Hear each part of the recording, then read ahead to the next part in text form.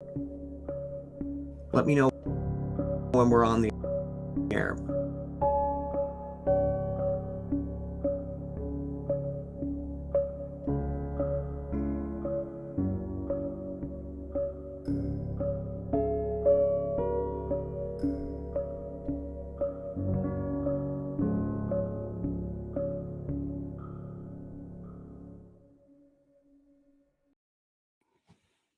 All right, if you just do it, it'll turn out okay. Hey everyone, I'm back here with RJ, and this time we're not talking science, we're talking history. The history of President History. be out of office, or at least attempting to. Because so far, to impeach or not to impeach, or at least that is the question. Yeah. So, I'm RJ Downer, and I actually have a BA in history and the antebellum Civil War and Reconstruction period, my major area of study in college. So a lot of what's going to be presented here is something that I'm more than just casually interested in, and will probably be unfamiliar to a lot of people because most people aren't old enough, even I'm not old enough, to remember the Johnson impeachment in 1868. Well, my grandfather was born sense of the circumstances of stuff. All right, so let's start with the first one. So what's your understanding of what impeachments are about and how many there were and why things happened the way they were? Oh, I am seeing chat. Okay, yay. Well, from what I understand, there was... Yes, what would be your take on what your understanding of impeachment? Yeah, okay. There've been at least 4 of them. Almost there might have been 5, but one of them quit before they could be impeached.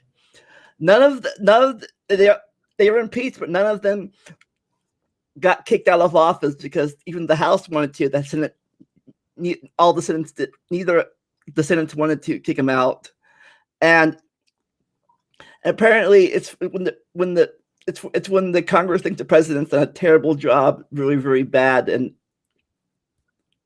something bad in their opinion, at least.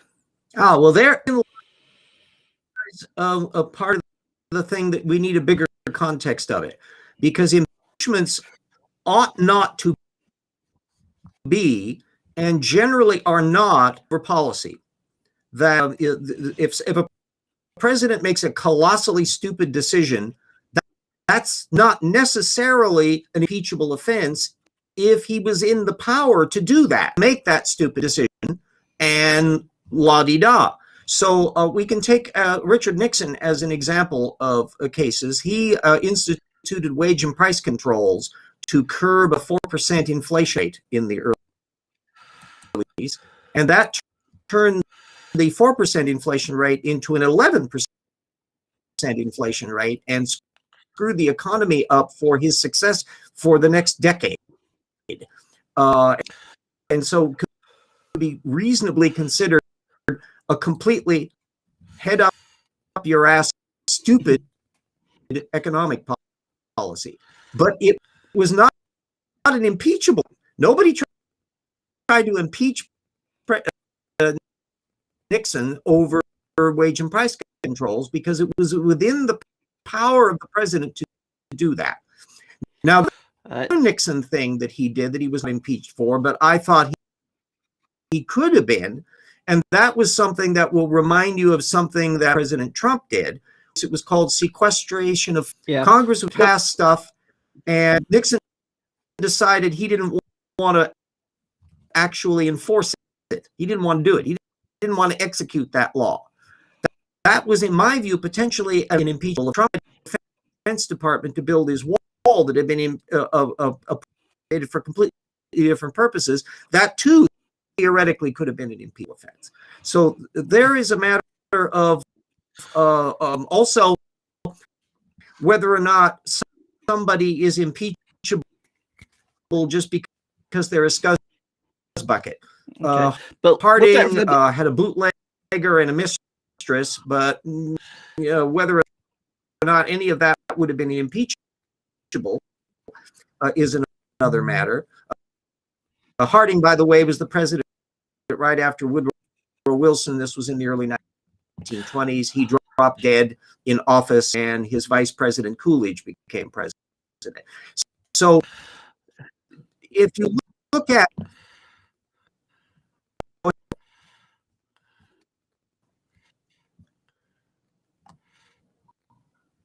if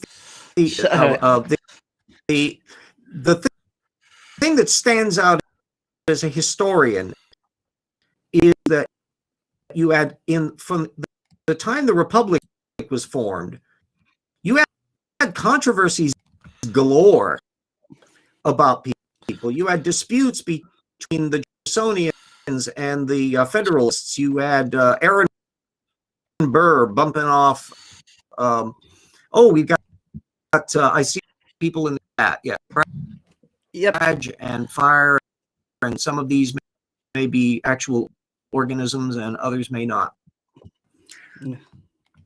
Anyway, but you had no attempts to impeach the president until Andrew Johnson, and we have to understand how murky that one was. Do you know much about the Johnson impeachment and what?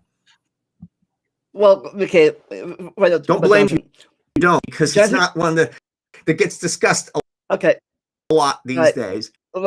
I know some basics of it. In many ways, it was more noticeable Nixon impeachment because people started rethinking. Can you hear me? But the issues are Andrew Johnson was Abraham Lincoln's vice president. Can you hear me? He had several vice presidents. This one, there was a shift made in one previous vice president. And they decided to go for a Tennessee Democrat as to appeal to Southerners in 1864 during the re-election to kind of get to assuage worry about states that hadn't seceded. There was a lot of political judgment. Johnson was the vice president. Then, of course,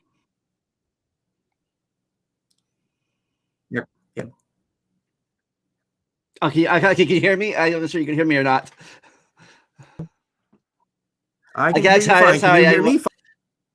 Yes, I can hear you fine. I can hear you fine. Are you hearing me? Yes, I can hear you. I'm hearing you fine, and I'm not giggles. Are you hearing me now? Yeah. I was hearing Lamont. Are you hearing me now? Yeah, I tried to answer your question, but I'm not getting any indications of that signal. And my circle is in and out. Yeah, I can hear all the way. Can you hear me? Yeah, I tried to answer your question. You kept on talking. Play as to my signal. So we were just starting to discuss your perception of Johnson impeachment. Yes. All right. From what I remember, Go ahead, Lamont. Johnson became president after Lincoln was killed, and hold on, my camera's gone. Great, now my camera's missing.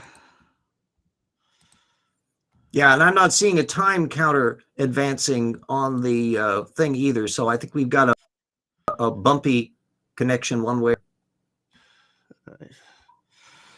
Oh boy. The curse of the video. Can you still hear me? I can hear you. I'm just seeing a still picture from you, but I'm not. But I can hear your voice coming through. You might want to turn your camera off, and maybe we can go for just talking voices. All right. Yeah, we'll see how that works to see whether or not we can get, because I think that we can have much better progress if even though my mug is nothing to write home about, so the fact that they can't see me is not a big deal. Yeah. Anyway, point about Johnson was that he was not really a Lincolnian progressive, and he was president to kind of balance out the ticket. They probably thought he would be irrelevant, the way many vice presidents were, until Lincoln was assassinated, and suddenly he's president of the United States. Now they were in a quandary because Lincoln's policy of Reconstruction was not what Johnson wanted to continue.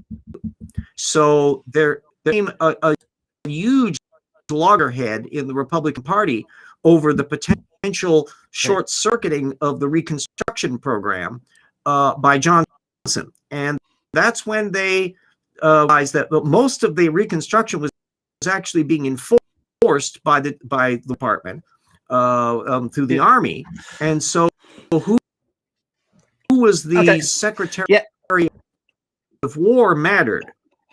And Lincoln's Secretary of War, Stanton, wanted to stay in there to continue the process. Now, the problem was Johnson wanted to fire him.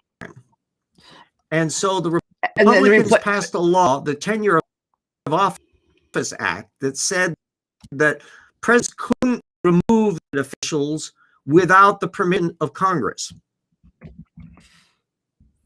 And that was arguably, he tried to fire Stanton and was therefore impeached over violating the Tenure of Office Act. This is where things get dicey, because technically speaking, if you want to look at it from that divide as to who whether a president should be impeached over policy versus conduct, that he was being impeached for a policy matter and over a law that was directly designed to prevent him from doing things that they didn't want him to do from a policy point of view. And so the law got modified slightly in 1816 under Grant, and then completely under Grover, who was the only Democrat of the. So it never got tested in court. But virtually every legal people who have looked at it decide the Tenure of Office Act was probably unconstitutional. And had it been tested in court, it would rightly have been struck down as unconstitutional. You can't restrict a president's ability to appoint people at the departments that way. So technically, Johnson was being impeached over an unconstitutional act. But there's also the bigger here, and did do his best to slow down and stop Reconstruction. And so this was all part of the move by the Democrats and slaveholders to retain power to reinstitute what it turned out to be Jim Crow segregation after the war. And so this had terrible consequences for African Americans living in the South and elsewhere in the country. The fact that Johnson was not thwarted to do this, even though the law that was being employed was actually an unconstitutional one. So that's why the whole Johnson impeachment is such a dicey one, where he's being impeached rightly for being the wrong person at the wrong time, but wrongly for violating a law that was not viable to begin with. So that makes it very murky. By the time you get down to John F. Kennedy, it's just pretty much routine in Democratic lore to regard the Johnson impeachment as an unjustified one. We today, half a century later, tend to be much more ambivalent about it because we know the bad consequences of failing to impeach Johnson. Okay, yeah. All right. So, from what I remember, you might have heard it already out there. But anyways, at the time, the political parties were kind of switched positions on what they are now, almost a little bit. The South was mainly Democratic, almost, and the North was mainly Republican. And to some extent, what the divides that we look at today is the Republicans are a conservative pro-business party, and the Democrats are the liberal pro-labor party. That's a holdover from the period really in the 20th century, and is still largely the case that the Democratic Party is a more liberal one. The Democrats, up until that FDR era, still had a huge block of what we would now call good old-fashioned Southern racists, who many of whom ended up switching to the Republican Party as segregation was disintegrated and the civil rights movement went on. So the demographics of the Republicans and Democrats today are very different than they were before. The Republicans straddle the divide as to across a range of conservative and liberal, but in the Lincoln era, it was formed as an anti-slavery party. So that was the primary driver of it. It eventually got connected up with a lot of business interests because there were very large groups of people who were wealthy money sorts who were in the abolition movement. And so there was a big shift that took place in the 19th century as to people who had money to throw around, who were they going to support? And if you were a national party and you wanted to pay attention to national interests, you really paid attention to Republicans. You have to remember how weak the Democrats were outside of the South after the Civil War. That other than Grover Cleveland and Woodrow Wilson, there were no Democrats elected to the presidency until FDR. That all practical purposes, the 19th and early 20th centuries is a Republican-dominated time frame. And there are only two people that managed to buck that trend, Wilson and Cleveland. Cleveland was a Reform Democrat from New York. Woodrow Wilson was a Southern Democrat who got in to be governor of New Jersey, not a Southern state, but took his Southern prejudices with him when he was president. And Wilson today is very problematic in a way that he wasn't. Yeah, I've heard all about Wilson's stuff. But anyways, back to Johnson. Now he was from the South, but he sided with the Union, like team up with Lincoln, and when the Reconstruction happened, he wanted to be more lenient with the South. He wanted to not quickly, like happily open arms, but more open arms than the other one did. But the other side wanted, like, no, they have to do a certain thing. They have to support the 14th Amendment to give black right to vote, whatever, 15th, whatever that one was. Exactly. It was a huge split. Were you going to actually treat African-American ex-slaves as equals? And this just was a conniption fit thing for political conservatives across the divide.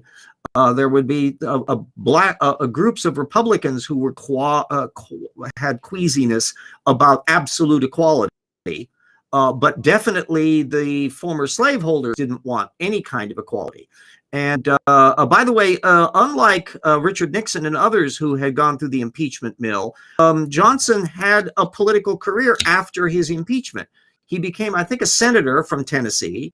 And he was serving in the Congress in that capacity, and still was an active player in defuse the Reconstruction program, which, by the way, fizzled out the election of 1876, the sinister bargain that took place between the Republicans and the Democrats to decide electors in such a way that Rutherford B. Hayes, the Republican, became president, but in exchange for which the federal troops were taken out of the South.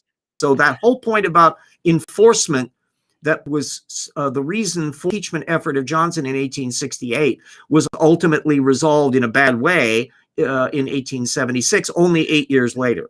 And we've been living with the bad consequences of it ever since. And that's why the equal rights didn't happen until like 90 years later during the Martin Luther King era. Yeah, when you had another sea change that was taking place. And by the way, you have to remember that when people talk about the Republican Party today, just try to think of a liberal Republican. That term sounds almost hilariously out of touch because there aren't any liberal Republicans. But within my lifetime, there used to be liberal Republicans. Have you heard of Nelson Rockefeller, for example? No, but I've heard of Rockefeller. Yeah, but you forget that the Rockefellers, who are still, by the way, they have governors and various things. A lot of them live in the South, and so they've had a big political career. Nelson Rockefeller was from New York, and he reflected the liberal Republican wing of it. And there were quite a few liberal Republicans, not just slightly less conservative or more moderate Republicans, but full-out liberals. So the range of the Republican Party back days, the 1950s, 60s, and 70s, was huge compared to the little shrunken thing that's the Republicans are now. Yeah, but I also have heard of a conservative Democrat holdover. That guy in the one election that challenged the guy to a duel, Zell Miller.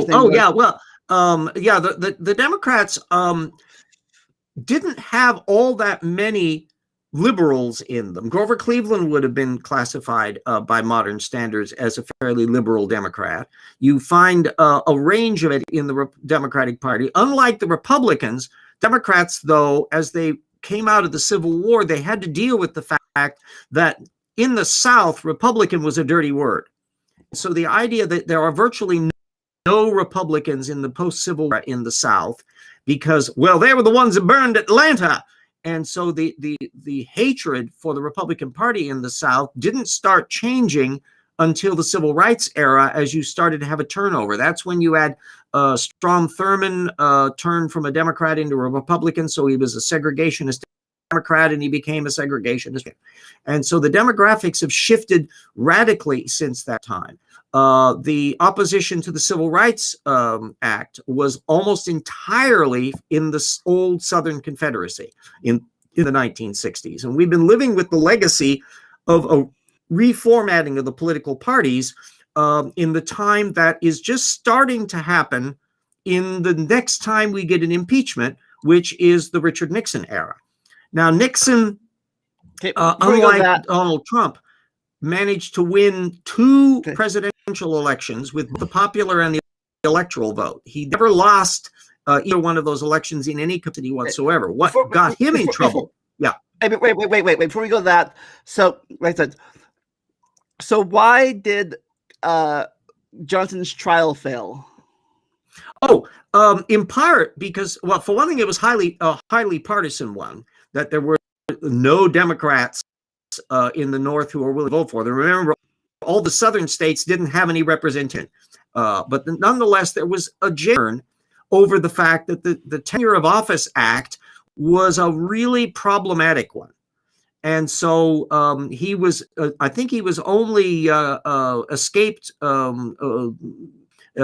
conviction by one vote. It was a really squeaker.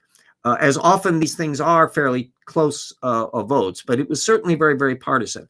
On this one, there were people who were concerned about whether or not the act that he was being impeached for was really one that you would want to impeach a president for. And in retrospect, we know that this was a highly controversial act that was probably unconstitutional. It got sidelined that anybody that was not necessarily a Democrat but didn't like the idea of true full-blown black equality would have another reason for keeping Johnson in the position. So that there were back stories going on with all of this era that we pay more attention to today than people did at the time because they didn't want to think about it much. Yeah. Okay. Nixon. Yeah. Now Nixon. Now here's about Nixon. Well, Nixon was the vice president under Eisenhower, the war hero. Eisenhower, yeah. Eisenhower was a more. I should give you a. He was a more like liberal, you a little more Republican. Yeah, maybe. Not really. Nixon has a checkered career that we need to come up and fill in. He came into office in the Red Scare period in the 1940s as a representative and then as a senator. And so he was not reflecting of a liberal perspective. And in your Adlai Steve style, that was be a main Democrat. Eisenhower style Democrat didn't like himself. Eisenhower, you could have elected Eisenhower on the laundry ticket. The Democrats tried to get him as president in 48, I think, and he didn't want to run as a Democrat. And eventually the Republicans persuaded him to run in 52, by which time the Korean War was on, and they wanted to unseat Truman, who technically could have been running for a second term in his right, because remember, he became president as a consequence of the death of Roosevelt. And anyway, that but anyways, I heard Eisenhower was hard to pin in terms of a lot of his policies. Clearly, the idea that Nixon would balance out the ticket in appealing to the very conservative anti-communist branch of the party. That was the reason why he was put in as vice president. Yeah. As vice presidents did in those days, kind of a peripheral role in things. They were sort of doormats politically. And he felt that he had a perfect right to take over the office after Eisenhower had his 2 terms done. And now you were in the race between him and John F. Kennedy, who was the big upset candidate, much more liberal, although he had connections to the anti-communist group through his brother, Robert Kennedy, and that. Anyways, so it was a complex 2 issue in 1960. Okay, 2 things real fast. One, I heard that Eisenhower, I heard very fast, that he was, even though he was a former general and stuff in World War II, he thought that the military was getting too powerful or something, I think. Oh, wait, yes. His final speech, his final address to Congress was about the military-industrial complex. He coined that term. That he, from an insider, knew that the tight connection between military defense contractors and government was getting a little too good, and that there were potential problems with that from a civil liberties point of view. Also, there had been moves, a desegregation of schools, where Eisenhower had taken federal troops and put them into the South, which didn't get him any points on that issue. So this was again at a time when the Republican Party hadn't entrenched in the form that it is now. So anybody thinking the Republicans were, and the Democrats were in the 1950s, have to remember that they both had a broad range. The Democrats were trying to deal with their left wing, the progressive movement that had a little too cozy relationships with communists and others in that period. And the Republicans had to deal with their hyper-conservative anti-communist wing that came from the McCarthy era. And so there was a lot of juggling going on in terms of politics. Eisenhower has a fairly good reputation as a president. He's oscillated over times depending upon how you relate him on views, but he fares fairly well. And he's one of the few examples of a military person who did well as a president. In the 19th century, we had quite a few generals become president, and they were not necessarily very good at it. But Eisenhower functioned almost like a president in trying to keep the alliance together during the war. And so he had an awareness of diplomacy and an even cool temper that appealed to an awful lot of people at the time. Well, Nixon had a different kind of a temperament. And he lost in 1960. Tried to become governor of California in 1962, failed. And so a lot of people were thinking Nixon was out of the game. But then he comes back with a vengeance in 1968. Okay, so back to the 60 election real fast. It was love the 68 election. I've heard that if you ask the radio speakers, Nixon did great, but it was on the TV where he failed.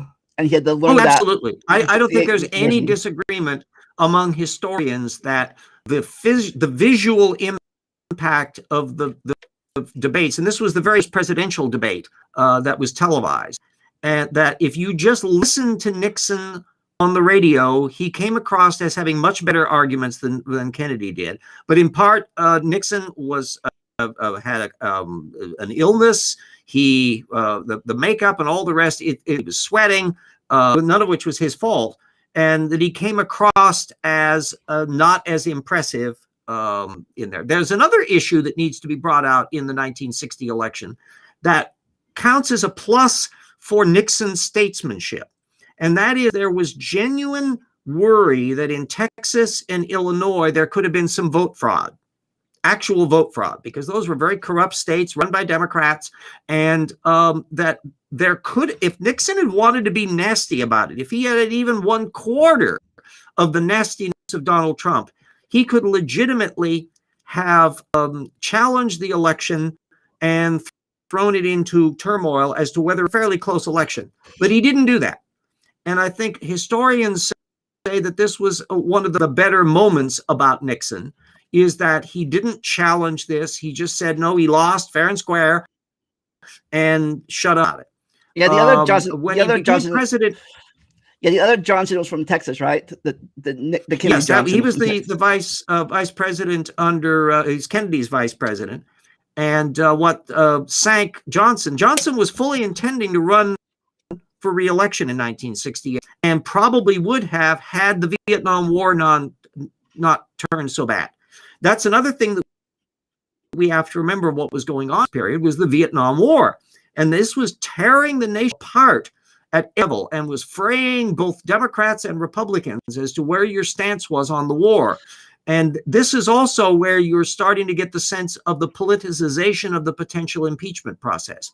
So there would be debates about whether or not Nixon's bombing of Cambodia went beyond the War Powers Acts that he had been given him, and whether that would be a legitimate impeachable offense. And we're still seeing that today regarding both of the Bushes, Clinton and Obama, as to the relationship of the War Powers Act to Congress and various actions that presidents can do.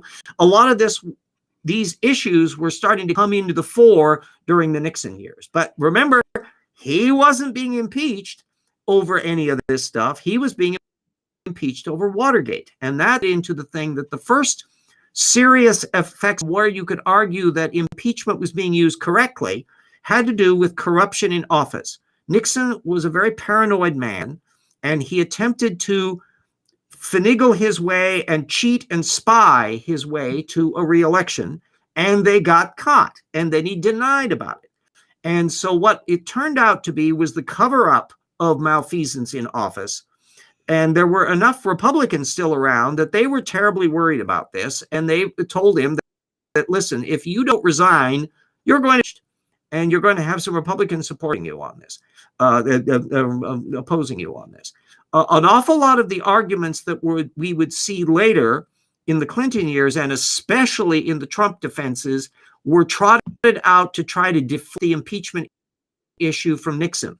That Nixon was right things, or this is just a political vendetta, and blah, blah, blah. And so we could look in retrospect, no, Nixon, unlike Andrew Johnson, whose policies were bad but violated a law that shouldn't have been on the books at all, unconstitutional, Nixon was caught with his fingers in the cookie jar with a corrupt attempt to retain power, and he won re-election in 1972 in a landslide. It was colossal. So it happened that it started falling apart on him to where he no longer had any credibility as a leader, and Nixon was decent enough to recognize that he had no alternative but to resign, which went against everything. He was just as much of a street fighter type and dig in his heels type as a Trump was today. But he also recognized the reality of things. Plus, you had Republicans, including Barry Goldwater, others, who went to him and said, "The jig is up. You can't. You've lost all authority," and he resigned. Ford, who was his vice president, because Spiro Agnew, his prior vice president, had to resign because he was a crook, an actual crook, and he eventually had some time in jail over it. So it was a scandal-ridden administration for the old reasons for impeachment, which was a genuine corruption in office. And so there are two branches of corruption in office. One is financial. Nixon was never accused of financial corruption. He was not a wealthy man. He didn't come from inherited wealth. He didn't make money on being the president. He didn't do sneaky deals to make money that way.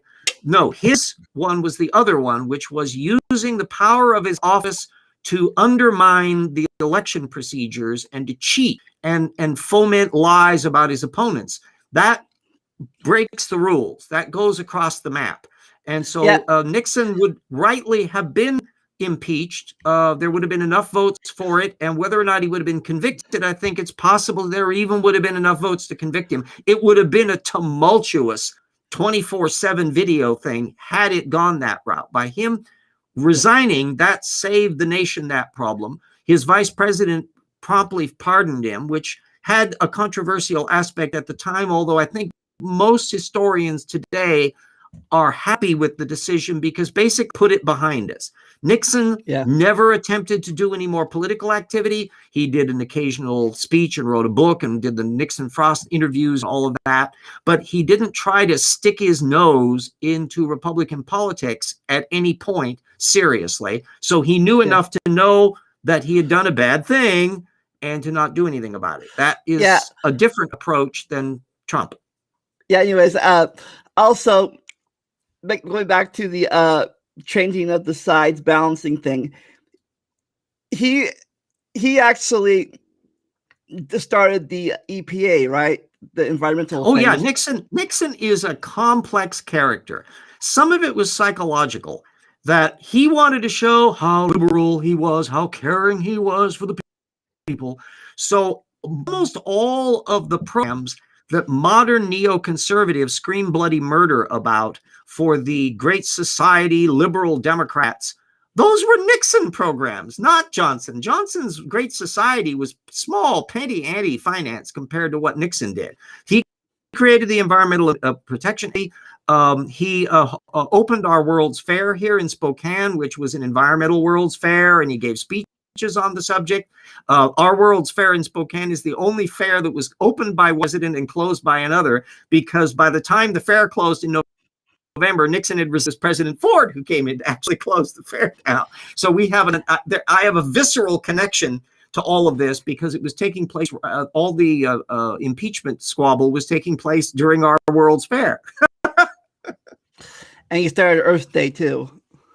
Yeah, that was 1970. I was in high school. I think I was a senior in high school at the time.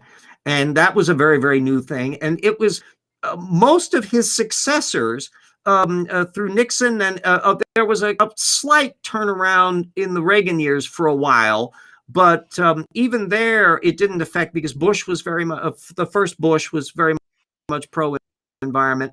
But overall, the Republican Party has been turned more and more into an anti-environmentalist party. And that's also connecting to the demographics of the hyper-conservative anti-abortion creationists who now dominate the party. So if you think of like the Mike Pence version of Republicanism, that was an outlier in the Nixon years. It's now the dominant form today. So all of this time, as we're moving past the Nixon administration into the present era, when we hit the next two impeachments, there's been a sea change in the demographics of the parties. There's been a sea change about science issues, and the Republican Party has been shrinking down into this ever more rigid, anti-scientific, bad methods party. That means that by the time we hit the Clinton years, we've got a new kid on the block. Now, tell me what you recall about the Clinton impeachment and what that was all about. Now, when Clinton came into office the first time, I was 12 years old, the first election, and I was 16 with the next election. So I didn't vote for either time for him, because I was 16 and 12. I was too young. The first major thing I remember they're talking about was something called whitewater. Bingo. And then next thing was the president was a little horny with females. Second bingo. You have just pinned down the arc of the Clinton impeachment. That unlike previous things where it was a more bipartisan anger over Nixon and a complex mix of policy and political debates over Andrew Johnson, the opposition to Clinton was highly partisan.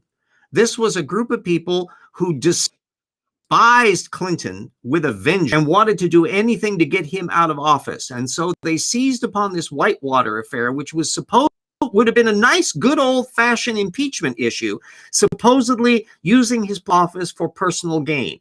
The problem is that they couldn't find any evidence for it. And it got completely dropped in the shuffle. When Ken Starr came in, they bypassed that completely. If for those who can remember the Clinton impeachment, none of the Whitewater affair played any part whatsoever in the impeachment. It's that Starr now couldn't find anything on that. He moved on to the fact that Clinton couldn't keep his zipper zipped. So they started investigating his various affairs, and Clinton then was caught with his pants down. and made a statement to Congress where he lied about it. And that became the technicality on which he was impeached, lying to Congress. It's indisputable that he lied to Congress. The fact that you can talk about the relationship that he had with his wife and whether she was overlooking his peccadillos. This is the same thing that we find with Eleanor Roosevelt versus Franklin Roosevelt, who had affairs up the yin-yang all during that period, and she had some affairs on the side, possibly lesbian. And so we've got a complex mix of things going on. But there's a part of the goes, sex isn't an impeachable offense, that he wasn't using his power of office to he tried to hide it by lying to Congress. That was it. And that's one of the reasons why he didn't get impeached. And a lot of people who thought that this was a side issue of people who didn't like the Clinton administration trying to get him out of office in one way or another. By the way, the Clinton administration didn't grind to a halt during all of this. I mean, they still were doing programs. They were putting people up for nominees. They were doing policy issues and conducting foreign policy all during this period. That they could chew gum at the same time.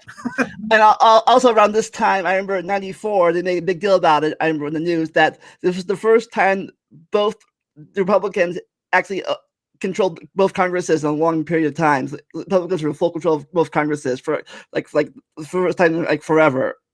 They made a big deal about that. The GOP, the Grandma Party. Typically, in the vast majority of times, we've had a divided government, and we divided government where one party controls one branch of Congress or the presidency and the other, that we kind of get a little worried when one party controls everything.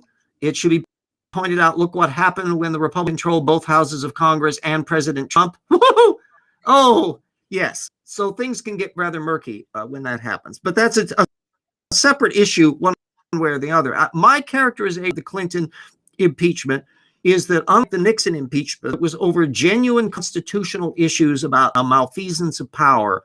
The Clinton administration was a fishing expedition that was driven by people who had policy disputes with the Clinton administration and were hunting around for some reason to get rid of him. Needless to say, Clinton hasn't shut up in the years since. He's still appeared, unlike Nixon at the Republicans, or for that matter, Herbert Hoover with the Republicans. He's been a major player, and a still somewhat controversial one because of the zipper zip aspects of things. But still, he's an amazingly good speaker and sharp as a whip in terms of the policy wonk kind of thing. I think the closest we can find to somebody who is just an instinctive detail fiddler is Secretary Buttigieg, our transportation secretary, who is a sharp. And he's also been on the sidelines a bit. One, he was the wife of the senator for that wife, the husband of the senator for a long time, and then the husband of the Secretary of State. Yeah, so he's been the Clintons have been in a wide range of power. Now, the thing that what has happened in the Clinton years on is the increasing complaints that you want to use impeachment at the drop of a hat. And so there are people who wanted to impeach George Bush over military activities. There are people on the left. There are people on the right who wanted to impeach Obama up and down. None of these ever got anywhere because they had the snag that, no, this is not actually impeachable offense. You're talking policy matters. Policies are a different matter than impeachment. Then we get to... Yeah, real fast. So why did the Clinton trial fail? Oh, because there were enough people around. They couldn't. It was a highly partisan one in the sense that there were a lot of Republicans voting for it, but couldn't get many Democrats to favor it. Democrats stayed pretty much as a block in favor of letting him on this. They managed to get it through the House, and you can argue that that was a not illegitimate thing to do. But when push came to shove, they couldn't get enough votes in the Congress to convict, and they I think a broader fail than the one for Andrew Johnson. At that point, this was towards the tail of the Clinton years, and Clinton wasn't liable to run for re-election. We then switched, and you got in George Bush popping in from governor of Texas. And of course, that was another disputed election to where he didn't win the popular vote and was a squeaker. And the Senate, the Supreme Court ruled basically that they could go ahead with the temporary votes they had already in Florida.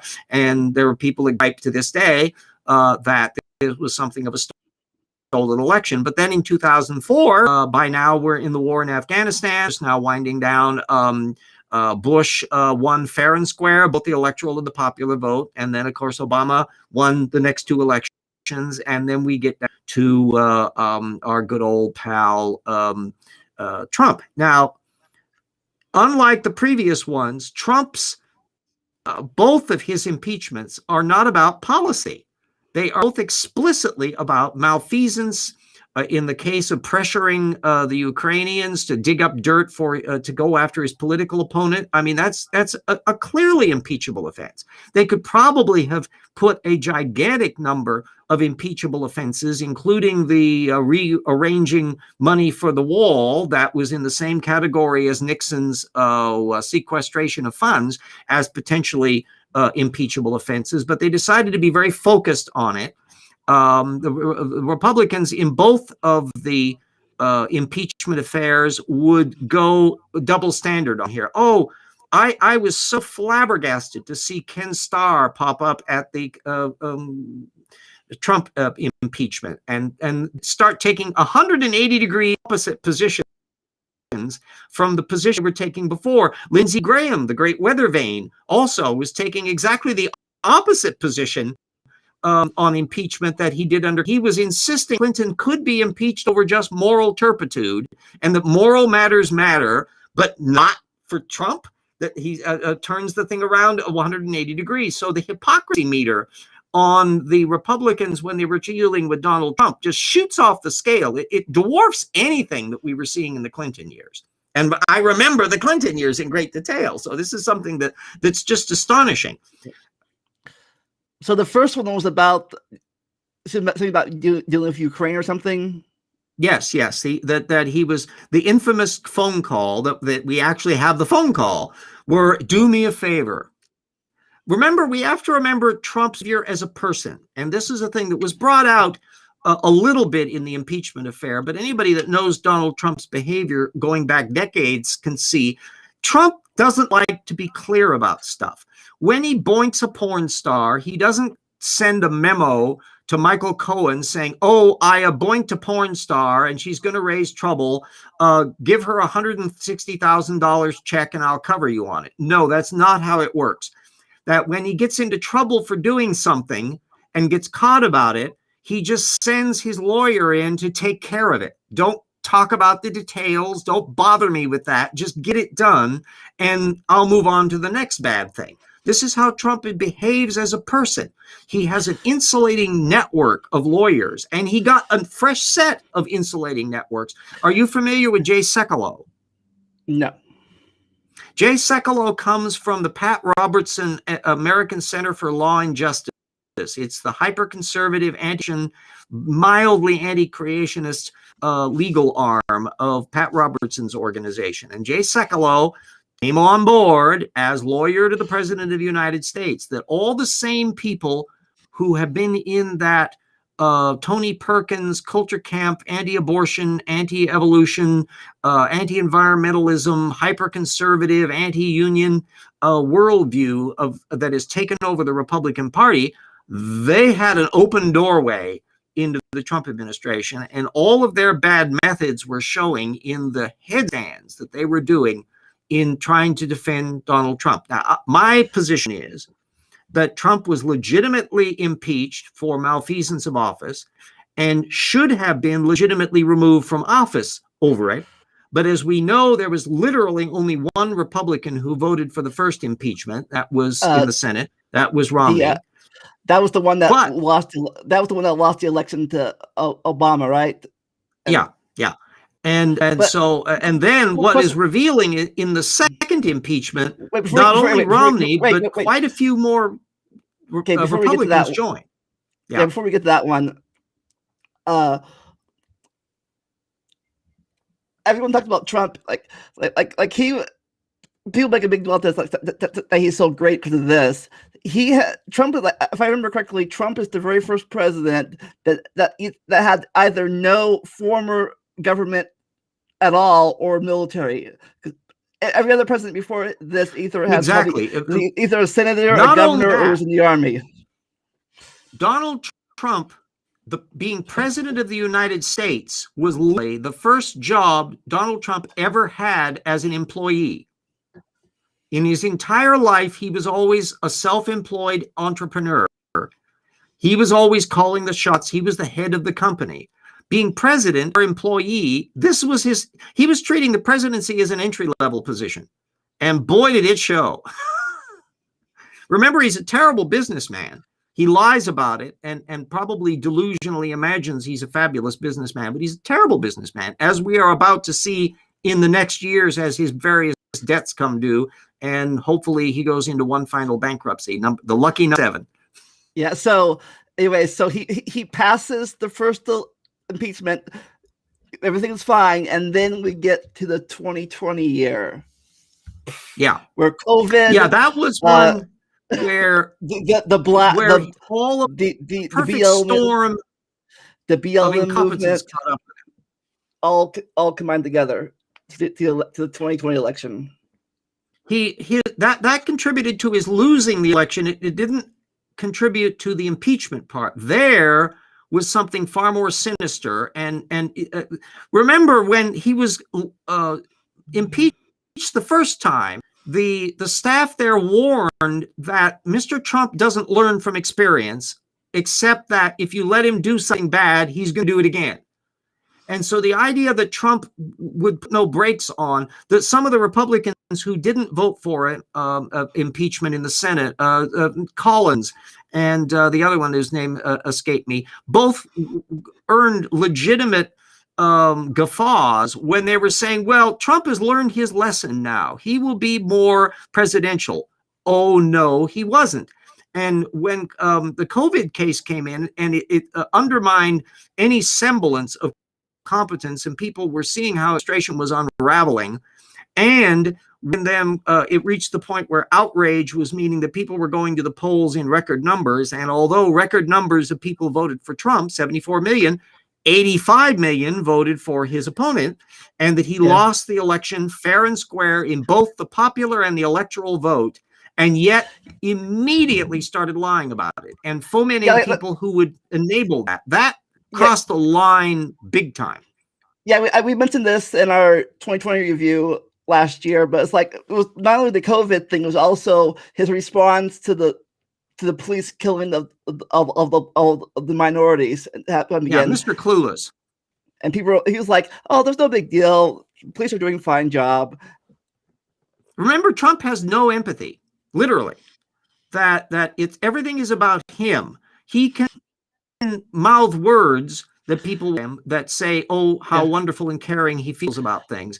But we know by his behavior how unempathetic and distant and odd he is in that respect. One of these days, there's going to be PhDs probing the neuroscience of Donald Trump. There will be a subject. So I remember there was one, I forget what exactly what it was, but I think it was like the neo-Nazis, whatever, fighting somebody, and they're like, he's like, oh, there's good people on both sides. There's good people on the yes, that was side. with the Charlotte thing. That's the reason why Biden ran for president, is because he was so outraged with Trump's reaction to the Charlottesville neo-Nazi march. But beyond that, when QAnon percolated thing, a group of people who would have been thought of back in the 1960s, to give a time travel thing, Republicans of the 1960s and in the William F. Buckley era regarded that extreme wing of the party, the John Birch Society and others, as absolutely out of the pale and were to be expelled from the Republican Party.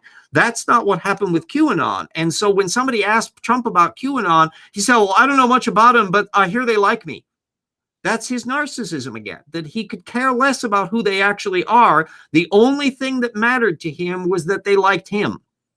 And that whatever they did, it didn't matter. It serves his interest. That was another reason why he was pushing over the limit on the election fraud claim. And then Yeah. when the mob came in, that was one thing. It would have been derelict. Congress would have been derelict in its duty not to have put an impeachment rule over this. And by the way, there was precedent for impeaching somebody after they've left office, that there have been lower level officials that in one case, the guy resigned before he could actually be impeached. I think he was a judge. These things do happen, and presidents aren't immune. They've suffered the same rules. And Trump is somebody who cannot stand being under rules. He wants to be the emperor, but he's too lazy to be a really good dictator. Yeah, so like he kept on pushing the I couldn't have lost because I'm Trump. So and he still takes that position. He's built never up given a mob. He built up like followers like blindly follow anything that they say at this point. There are a branch of hyper-conservative Christian preachers who still think he's president and have been predicting that he will be reinstated as president any day now. And they're living in a delusional world that you could argue is the same bad method that arrives with a lot of their religion and creationist convictions, and it's just applied to politics. So Trump didn't create any of these demographics. Trump is not somebody that generated from scratch a political movement. He came in and shamelessly and adroitly exploited a bunch of already movements. That Trump is, that is his one evil genius, is his ability to pander and exploit. You have to remember, are you aware of the fact that Trump ran for president or tried to run for president as a Democrat back in the Clinton era? I heard about that, like 2000, maybe 1996, and apparently he wanted Oprah to be his vice president. Well, his political ambitions go back even before then. The point is that unlike the Republican Party, the Democrats do actually have some standards, and ability to pander wasn't good enough. That although they were happy to accept his checks if he was going to give to their campaigns, the idea that he could just end run everybody in the Democratic Party didn't sell well. So he kind of went and retooled his product and found that the Republicans, he could pander to them effortlessly. It was a no cost. Oh, I'll put in conservative judges. I'll try to ban abortion. I'll do all of these things. I'll get rid of immigration. All of these things are things that the demographic of the shrunken Republican Party were happy to do. None of that affects his personal life. And in fact, he must have thought erroneously that a lot of these very conservative judges that he and Mitch McConnell would ram onto the court would turn around and support him, whatever he wanted to do legally. It turns out, no. Some of his own appointees ruled some of his claims about the election fraud out of court as baseless. His Supreme Court justices didn't support him. They went ahead with allowing his tax returns to be released. So I'm sure that Trump is fuming that all of these court appointments that he put on didn't get anything out of it. Yeah, that's a lot of things that some people don't realize. Since I think it's a good idea. Since they might start out as loyalty since their lifetime appointments, the Supreme Court at least, they kind of like go above party or loyalty sometimes. Yeah, ideally that would be the case. One thing that has changed drastically in the time from the Clintons down to now is that Supreme Court nominees have become highly partisan, to where most earlier, even ones in the Clinton administration, had broad bipartisan support, and you'd have mainly everybody for them and relatively little opposition. But since that time, it has reached the point where every nominee is now basically the choice of one party. And it's an important thing to remember regarding the Trump administration appointees, that all of his Senate or all of the Supreme Court appointments were confirmed by a number of senators who represent only about 40% of the population of the United States. So they have reflected a minority version of this, and the Republican Party is imploding into a minority party that will have strengths in certain regions, but not nationally. And so it's going to be interesting to see what the heck is going to happen to the Republican Party as Trump tries to exploit it for his own personal gain. It's no coincidence that a lot of these big meetings that have been taking place that have, where Trump comes in and gate crashes and Matt Gaetz makes speeches and others are at Trump properties, because he gets money from anybody staying at his Trump property. There's a personal interest, right back to the reason why he was impeached for. I think that a lot of the siphoning of money to his operations when he would stay at his properties, he should have divested himself completely. That the fact that Congress let him get away with not doing that, matter that was also potentially an impeachable offense. No president should have those sorts of conflicts of interest. Which makes me think, I wonder if next election is going to be like the 1912 election where Teddy Roosevelt split off the Republicans from Taft to form a new party. Trump's going to try to do that in the next election. Yeah, and remember who won that 1912 election? It was Woodrow Wilson. He was the third, that he only had like 4% of the vote, but the Republican Party was split between the Bull Moose Teddy Roosevelt bunch and President Taft, who ran for re-election. So this is not a wise policy to split a party that's already at kind of a minority party status. It's revealing that Trump said he wasn't going to form a third party. He's going to try to gain control. Legally, he can run for re-election again in 2024. The question is what the Republicans are going to do, or whether it's even fair to call them Republicans anymore, because they've shrunk down at a level. It's an insult to Lincoln and Wendell Willkie and Nixon to call them Republicans, because it's gotten into such a weird world where it's now a hyper ideological that is effectively Donald Trump or Donald Trump style clone. And what we're going to be seeing in the next time is there a future for the Republican Party? And if so, what exactly is it going to be? Are the log cabin Republicans and the never Trump Republicans going to veer off in their own direction or not? Well, we don't know yet. It's up in the air. What happens in the next cycle? What happens in the 2022 congressional cycle, to see how things go? Is Trump going to be the kingmaker aside in that context or not? Hard to tell. Remember, Trump is facing a gigantic financial sword of Damocles in the fact that some $880 million of his $1.1 billion debt comes due by 2024.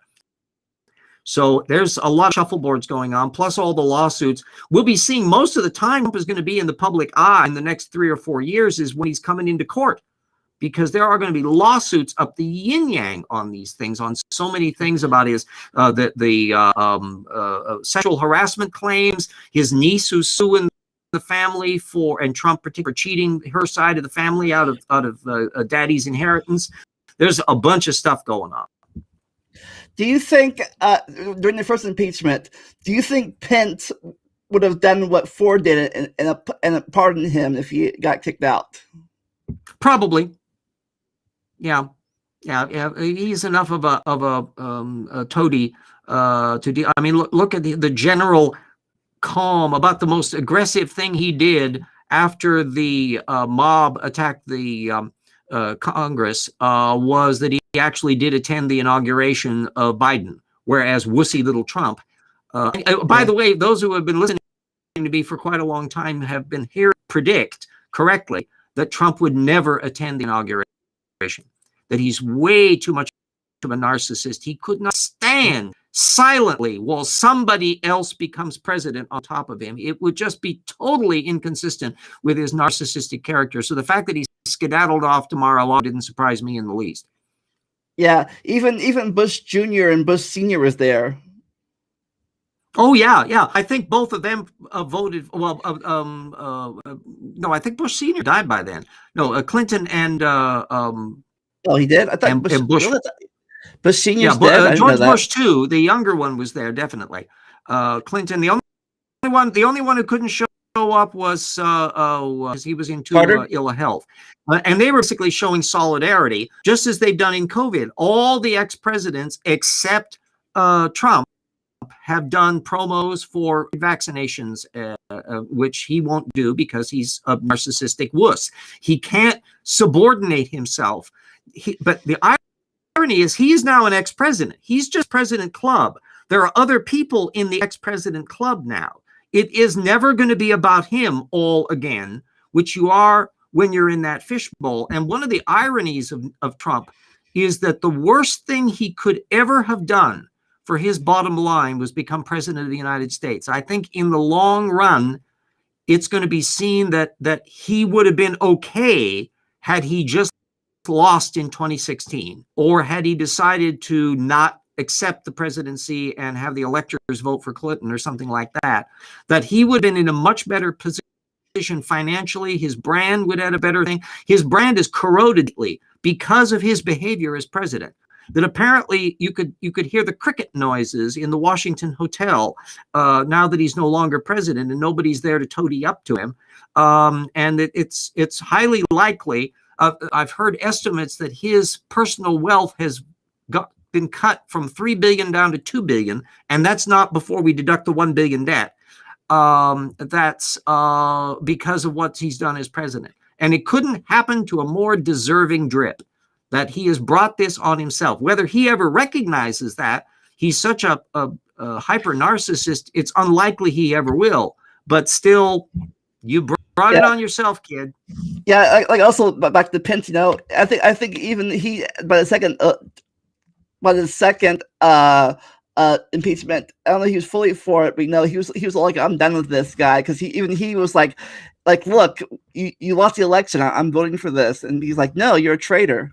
That's what the mob was saying. Hang Pence even. Pence functionally behaved in the only way that he could, and this shows that there's a little modicum of decency in Mike Pence, is that it would have been unconstitutional for Mike Pence to have done what he did, which is count the votes in public. That's all the vice president is enjoined to do under the Constitution, is when the electors present their little boxes of votes, he supervises the counting. That's all he can do. And there had been instances of where electors had been disputed back in the 1800 election. That was the reason why the presidency was done. Back in those days, whoever came in second became the vice president. Oh, that proved awkward when you had different.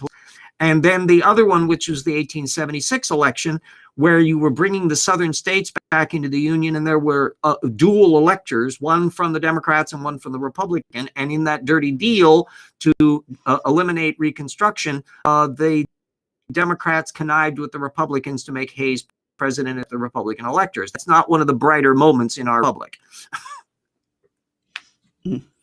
But yeah, Pence, it's going to be interesting to see what happens. Apparently, poor Pence didn't even have a place to live. He hadn't even kept up a residence in his home state. He was living at Blair House, the vice presidency, and I guess he was assuming he was going to have another 4 years there. And when that ceased to be the case, off we go, and he's having to hunt up new digs. Interesting world we live in. It would be. I'll contrast the Trump impeachments with the Nixon one. Nixon is a tragic character because he was a genuinely competent and inventive president. He was skillful politically. He did many things that are important and even laudable, like opening up China. Things that are questionable, like bombing Cambodia and sequestration of funds. He's got a mixed, complicated record as a mixed, complicated person who brought about his own downfall because of his paranoia and breaking the rules, did it in the dark and got caught at it and recognized it and resigned. Trump, by contrast, is a dark comic opera. He is not bright. He is a stupid, genuinely ignorant, petty, vindictive, narcissistic drip, a jerk. He has no redeeming characteristics, no competence in leadership, not even a particularly good businessman. And there's the Peter principle. Is somebody getting promoted past their levels of competence? Trump shot past that a long time ago. He's a rich, privileged brat who corrupted everything around him. And the one positive sign from the Trump administration is that he put into relief so many of these dire forces that lead to things like QAnon and the neo-Nazis and that were there before. Suddenly they're right in the spotlight. We can't miss them now. Yeah. And they he were put like that in perspective. And he gave them. It's almost like what Wilson did in the 1915s by supporting the KKK. Wilson was. I think Wilson was a KKK supporter almost. Well, not overtly, but that Southern racist segregationist position. He put segregationist policies in as president, and that he thought that Birth Nation was a documentary. That gives you a sense about where he's coming from. But Trump, the Wilson otherwise was every very liberal Democrat, but the other side of him that's very dark is that the seeds of the anti-communist police state mentality were planted in the Wilson administration. Yeah. And the Palmer raids and others. So there's a big mixed record about him.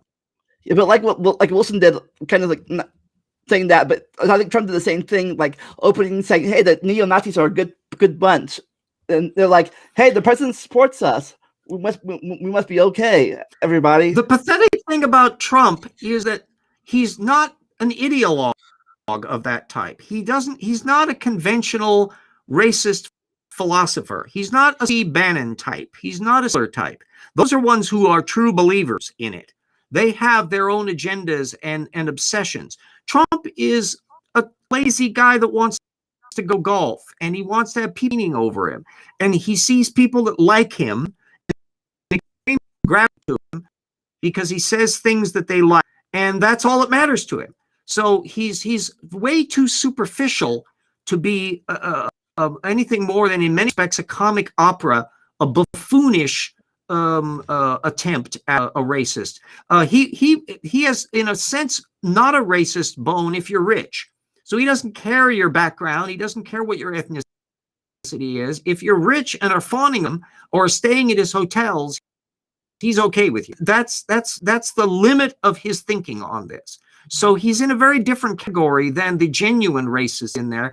But whether that's a nice thing to be, somebody who just panders his way to racism cluelessly, heedlessly, without any recognition that there's side effects, that as president that he's having an impact that he doesn't realize. That's what makes that doubly pathetic. Not an impeachable offense, but doubly pathetic. And also, between Trump and Republicans, I remember I was at elementary school when this happened, but a lot of Republicans, I don't know if they do anymore, but they used to worship Reagan, right? Some still do, I think. Reagan, I, as an old Reagan voter, I know that from firsthand, the mindset of all of this. Some of the ones that are the most Reaganites, what shifted me away from the Republican Party was the fact that they were becoming an anti-science party. They're anti-evolutionism, they're a climate science denialism. And so I moved over and voted for Clinton in '92 because he had many very Republican, traditional Republican policies. He was the best Republican the Democrats ever had in his generation. And I thought we should encourage that. But the current crop of hyper-conservatives, they view Reagan as an icon divorced from what he actually did as president. That I don't think Ronald Reagan could make it in the current Republican Party. He wouldn't be Reagan-esque enough for it. Isn't his son even a Democrat? Well, one of the yes, the one Ron Reagan, who's the gay ballet dancer. Yes, and he's an atheist as well. Yeah. But anyways, I remember one thing that Reagan did was the opposite of Trump. During the Cold War, he told Khrushchev to tear down this wall, burn the wall. But Trump was like, build up this wall, the Mexican wall. Yes, and ironically, the build the wall trope wasn't even his idea. It was one of his supporters in their neighbors that came up with this as a slogan, and he ran with it. So he's a super parasitical, secondary brain dead person. One of the reasons why at both the impeachment hearings you never saw Donald Trump appear, whereas Clinton gave actual testimony and wrote things out under oath they wanted to avoid, like the plague, ever putting Donald Trump under oath and to be questioned, because Trump is a loose cannon. He tends to roll all over the place. And so they recognize the last thing you ever want to do. Rudy Giuliani publicly was saying you don't want to let Trump actually testify because he'll himself effortlessly, because he's like that. Well, from his, I remember this. I watched the second trial more than the first one, but that one, his lawyers weren't even better. His lawyers were kind of stupid, in my opinion. Well, in the second one, yeah, they were at the dregs of the dregs. You did have Ken Starr, Jay Sekulow. You had a heavy set of guns. Alan Dershowitz. These are all people with, to be fair, record reputations, but they all came in a phalanx to try to argue their way around the circumstances, and they couldn't manage to convince all of their Republicans on it.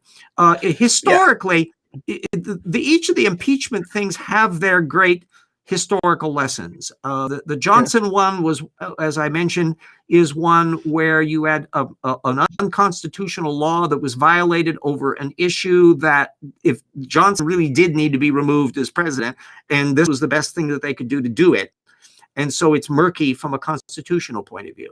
The Nixon one we never got to, but boy, there was more than enough reason to impeach Nixon over many things, including what he had to resign over. Clinton, this was a genuine political witch hunt of people who despised Clinton and were trying to find a way to get him out of office, and failed to do so, and grumped ever since about it. You still see how detested Hillary Clinton was. That was one of the reasons why she only barely squeaked in the popular vote and lost the electoral. But then the thing puts us back onto the issue that, yes, there is behavior that's impeachable, and boy, Trump did it. Not once, but twice. So that, technically speaking, 50% of the impeachments are just about him. So why do you think more Republicans voted the second impeachment in the Senate than they did the first time? Oh, well, because it was something that was very visceral. They knew firsthand about the mob that had stormed the hall, that they knew that Trump had incited that and done so recklessly and heedlessly. What amazes me is that there were so few Republicans. Lindsey Graham is going to be one of the marks of shame that he managed to vote against impeachment not once but twice, especially in that second one. And he is going to be seen as the great weather vane of the Republican Party during this period. There are some people that gain notoriety for a variety of reasons. Jeanette Rankin is the only Republican who voted against both World War I and World War II in the Congress. And she was a principal but somewhat eccentric. I think she was from Wyoming or somewhere out in one of the western states, and she stuck by her guns, and people kind of go, not even after Pearl Harbor? Well, that is a lofty position of eccentricity compared to Lindsey Graham. I hold him in utter contempt.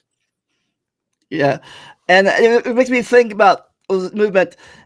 If they'll have positive, will have positive or negative content for voting against Trump in the 7 that voted against Trump. Be fun to see several of the senators come due, either 2022, 24, 26, and so some have decided to retire. Some of the ones who vote in these issues or oppose Trump have just decided to retire. A lot of them openly say it's not the Republican Party that they joined. It's a party now, and they can't feel comfortable in it. So we're seeing either the death throes of the Republican Party or a long, weird implosion to strain it. And the role that Trump plays as a personality figure will depend in part upon his fate, whether or not he ends up bankrupt and in jail over one thing or another. And there's a whole bunch of people around him that have still a bunch of legal things going on. Stone, even though he was pardoned, he's not out of the legal woods yet. The same thing for Steve Bannon. So keep your popcorn handy. There's going to be more eccentric things happening with that bunch over the next 4 or 5 years. What the long-term results are, who could have seen in 1868 what the long-term results of keeping and the pro-segregation people in levels of power were going to have for the nation for the next 150 years. It's very difficult to prognosticate that stuff. But we can say that if you follow policies that are immoral, if you make decisions that nobody with a decent mind should do, don't expect them to have good results. Yeah, definitely. So I think we reviewed a lot of stuff today. So on your show, I told you it was going to be quite a topic. Yeah. So what's coming up on your coming up on your channel of Evolution Hour next Wednesday? Oh, gee whiz! Let me see what I do have. I got my little stack. Hold a second. Oh, pant polyploid. Yes, indeed. In addition to the classic continuation analysis of Nathaniel Jensen's book, as we're continuing to plow into chapter 7, where he sort of starts getting into the meat of things, and he starts putting up his little graphs. The other half of the show will relate to Sanford's genetic entropy and plant derivations and all of that stuff. That's the topic that I have up to speed on that. All of those. Yeah, and you, of course, had Jackson on a few weeks ago about the origins of plants, so that's jumping directly into that topic. Nice, cool. Yeah, I wish I could watch your show more live, but that's when I'm at work and drive through the. Yeah, well, the fact that the one advantage about YouTube is that people can do it on their own schedule. There's one person who has gotten on the bandwagon, and he's literally watching all of the old evolution hours in order, 1 hour at a time, and so he's still back in 20. Nice. Yeah, but I was like to be a guest, either a guest or watch it more live in person, because I like to talk in the chat. But yeah, unfortunately, that's a hype drive-through hour, and people want their Big Mac. Well, and there are umpteen wonderful debates and things that come on with you or Erica or Dapper Dinah and all that, but they're all like early in the morning when I haven't congealed from my vat. So I realize, I'm going to have to catch them later on and watch them after the fact. So it's just the way, because the more network you form, this is inevitable. The more network you form, the more things that you're going to miss. So you have to figure out how to triage stuff to pick up the stuff that's most relevant to what you want to deal with and sample. It's what happens. Don't worry, it's what happens. True is. The more connections you form more connections, but then sometimes you lose your old connections. Because if your life is so limited and your source base is so impoverished that you can catch everything at the time, you're probably not watching enough, and you're not reading enough, and you're not material, because otherwise, excuse me, you should have your time overloaded in this world, because there's so much stuff going on. It was this why I tried to make sure that any of my stuff, even though I can do it, I'm off anyways, it doesn't overlap with other people's stuff. So it's like, it's once you overlap things, people have to choose. And I make a point of interacting. So even if I can't see a debate live, I can comment in the comments section. So I can bring up points that way. And that, of course, is going to be visible to anybody that comes into to watch that video after the fact. My principle is everything I say online is for attribution. I don't mind if anybody quotes it. I don't mind if anybody alludes to it, because that's why it's there. That's the same reason that all the stuff at the TIP website is open access, share it alike. The only thing you got to pay for are the books that you got to pay for, and that's because the royalties matter. Yeah. Anyways, as for me, this Monday, I'm interviewing an astrophysicist or cosmetologist. I forget what he is, but I've been thinking a lot lately. All these flat Earth debaters happening. The Earth's flat and all that stupid stuff. But anyways, I'm thinking beyond that, because I'm not doing the flat Earth thing. I'm doing the geocentric thing. I talked about this in Dapper's after show debate. But why these people think that the sun and moon and stars go around the Earth instead of the other way around? Because if you're a flat Earther, you got to be a geocentricist too, almost. 1.7, in tip 1.7 in my website, make a point of downloading that segment, because there's a section in there on geocentrists that it has. Because did you know, have you ever heard of Tom Willis? No. Tom Willis, the guy that actually the anti-evolution standard of Kansas in 1999 almost made it in. He is a geocentric friendly guy. So I have a whole Ellwanger, the conservative Catholic who did the equal time creationism rules back in the 1970s and 80s, is a geocentrist. Malcolm Bowes, a British geocentrist, is the guy that persuaded Philip Johnson movement to question human evolution.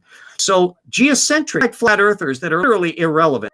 Nobody in the anti-evolution movement pays this attention to flat earthers. They're pimples on the back ass of anything. But the geocentrists historically have had a significant role in anti-evolutionism at a legislative and practical to this day.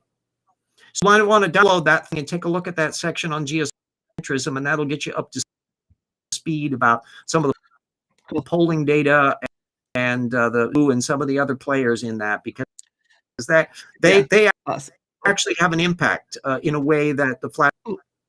Awesome. Yeah. So so we're going to be talking about why we know www. the Earth was tortuking.wordpress.com. So yeah, so we're talking about why we know the Earth and other planets go around the sun and not the other way around. Like they thought for a long time, until Copernicus or yeah, it's Copernicus in a long. Geocentrism was not an unreasonable position to take thousands of years ago, because Earth doesn't seem to be moving, and all they could see are these funny little moving around us, and so they could ease everything around us. What started to get people going to do with when the discovery through telescopes of the phases of Venus, that they started thinking, that's kind of interesting. And then one of the big killers was Galileo's discovery that there were moons of Jupiter. The sun is revolving around something else other than the Earth, and that was an unsettling thing. But this, after Copernicus had already come up with his idea. I remember. And he was his problem was he was thinking circles. Kepler, that was their great innovation, thinking ellipses instead of circles.